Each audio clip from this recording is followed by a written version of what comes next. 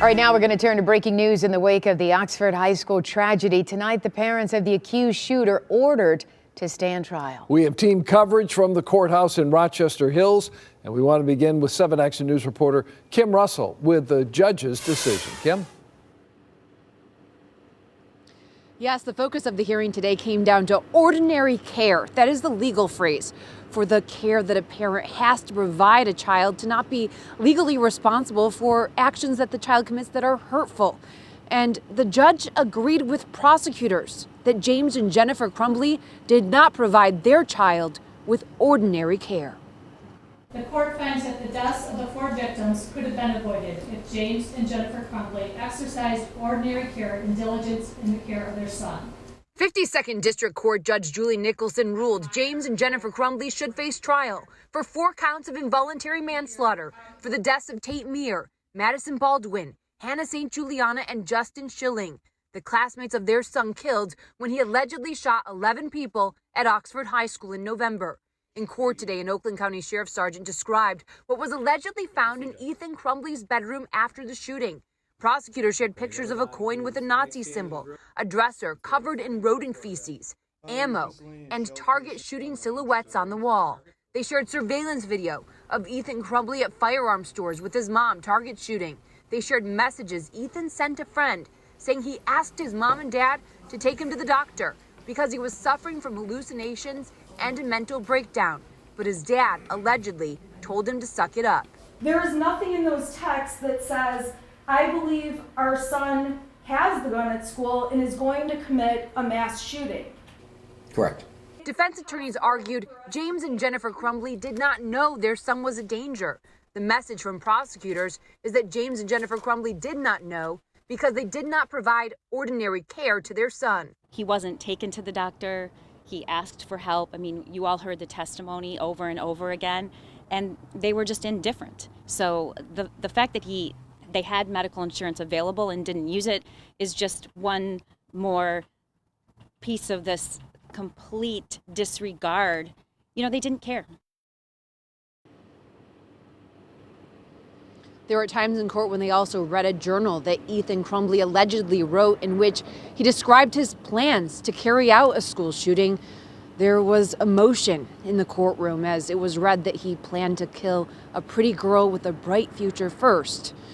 People had to leave the courtroom in tears. Reporting live, Kim Russell, 7 Action News. Certainly disturbing testimony. Thank you so much, Kim. And as you would expect, this case is being closely followed by parents and families with kids in Oxford schools. Our team coverage continues now with 7 Action News reporter Jim Kurtzner. And Jim, you spoke with some of those parents today. Yeah, Dave, it's been 3 months since the school shooting, and school officials have given parents no information whatsoever about school officials' role in this shooting. On the stand here today, school counselor very much involved the morning of the shooting back on November the 30th, and he denied he left the key decision on what was going to happen up to the parents of Ethan Crumbley. Isn't it true that you gave them the option to take him home? Absolutely not. Sean Hopkins is being sued in 2 civil lawsuits filed so far. He had his own attorney in the background, guiding him through being in the hot seat today. At no time did you look in Ethan's backpack, correct? Correct. Take a look at police photos in this case. This is the backpack on the floor of a school bathroom, the 9mm gun used in the shooting, and a journal the dad, James Crumbley, told the counselor, Hopkins, Ethan liked to write in. That was during that 13-minute meeting the morning of the shooting. It would turn out to be almost 24 pages of horrific messages in that journal. The backpack, the journal, not searched. The school hasn't contacted us. I'm not sure about the other 3 families. I'm sure they haven't. They owe everybody an apology. They owe our community an apology, right? Something went wrong that day. Okay, and what they're trying to do is they're trying to take the human side out of this. Tate Meir is one of 4 students killed on November the 30th. His parents came to court to see the case firsthand and to find out if school officials did all they can to keep their kids safe. Other parents also here. It's a very tough situation, but as stated earlier, it's very easy to be that Monday morning quarterback. Emotions are running high in both directions in this case. The counselor is still on the job in the high school. It's very disturbed. He feels terrible. I mean, he doesn't feel that he is responsible for what occurred, but there were lives lost here. And you know, Mr. Hopkins himself was hiding under a desk.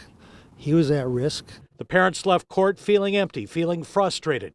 Now with only part of the story, the attorney for the counselor not apologetic. Does he owe them an apology? I don't think so. I don't think he owes them an apology. He didn't do anything wrong. And they want to make this all lawyer talk, right? Come on, call me. Come on over. Apologize. Okay? I don't expect them to admit their guilt, right? Because there's lawsuits going on.